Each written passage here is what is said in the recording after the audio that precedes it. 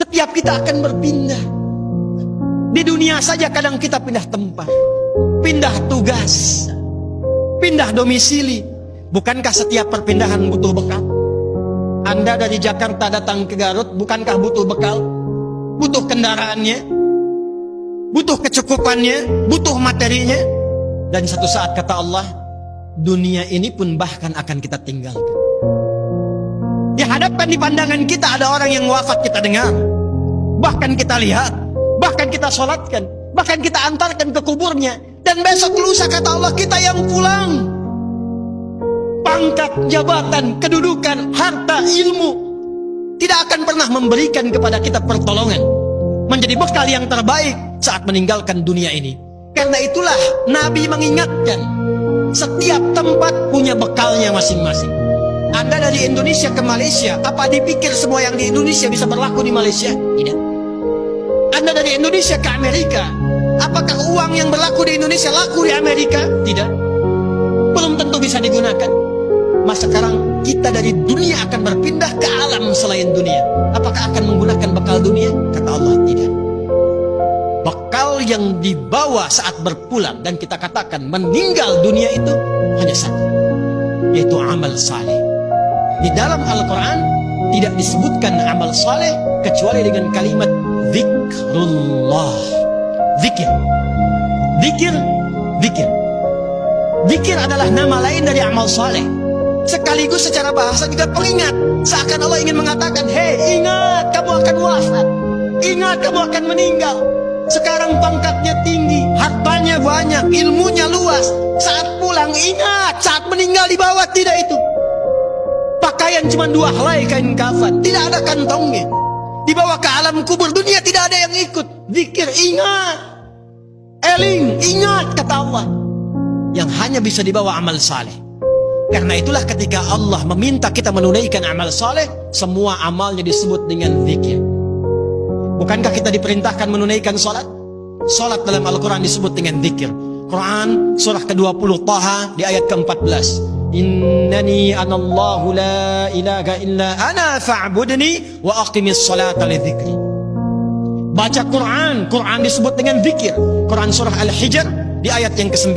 Inna nahnu nazzalna dzikra wa inna lahu lahafidhun. Menghafal Quran disebut dengan zikir. Disebutkan 4 kali di surah Al-Qamar ayat 17, ayat 22, ayat 32, ayat 40. Wa laqad yassarna al-Qur'ana lidzikri fahal mim muddakir. Doa itu amal saleh disebut dengan zikir. Quran surah ke-7 Al-A'raf ayat 205. Udhkur rabbaka fi nafsika tadarruan wa khifatan wa dunal jahri minal qaul. Anda setelah sholat mengucapkan subhanallah, alhamdulillah, Allahu akbar, itu zikir. Quran surah ke-4 An-Nisa ayat 103. Fa idza qadaytumus sholata fadhkurullah. Maka kata Allah, ingat, kalau sudah sampai akhir pekan itu, yang dihitung jangan cuma dunianya. Berapa ya harta yang dikumpulkan selama kerja ini? Di pasar berapa keuntungan yang diraih? Di kantor berapa omset yang didapatkan? Berapa pangkat yang sudah diletakkan di pundak itu? Berapa ilmu yang sudah diraih? Kata Allah, ingat, saat meninggal apa bekal zikir yang telah kamu siapkan? Bahkan jangan-jangan sampai sekarang pun, puluhan tahun kita hidup, untuk sholat pun belum mampu mengenal, mengetahui, memahami apa yang kita baca dalam sholat kita. Bahkan diberikan usia yang banyak pun, jangankan menghafal Quran, untuk baca pun masih belum punya waktu. Hadirin, anak-anak sekarang, kami katakan kepada Anda, saya membimbing anak-anak penghafal Quran. Ada yang matanya tak mampu melihat. Ada yang otaknya lumpuh. Usia 3 tahun, 4 tahun, menghafal Quran.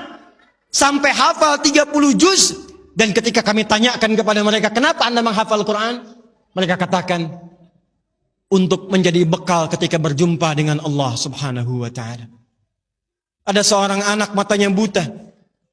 Orang katakan buta, kami katakan ditutup matanya oleh Allah supaya tidak memandang maksiat.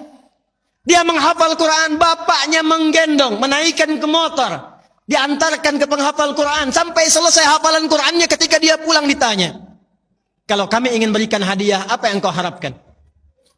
Kata beliau, saya hanya ingin doa saja. supaya Allah meringankan hisab saya di hari kiamat. Saya ingin katakan, ya Allah, saya mengakui saya banyak berbuat dosa. Maka mohon dengan Quran yang telah hamba hafalkan ini, kurangi hukuman kami ya Allah.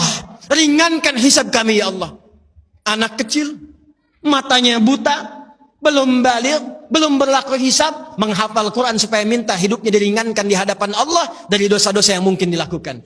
Anda diberikan 40 tahun, 50 tahun, 60 tahun. Kalau sampai detik ini mengharapkan surga Firdaus, tapi belum serius mencari bekal, maka dengan cara apa lagi dan berapa lama lagi Allah memberikan kesempatan kita untuk mendekat kepadanya.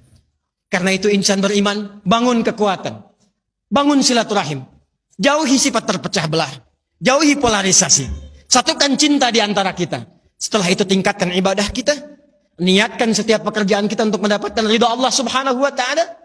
Dan setiap tempat yang kita pijak, pakaian yang kita kenakan, kelak semua akan bersaksi di hadapan Allah. Itulah ikhtiar dan ibadah kita.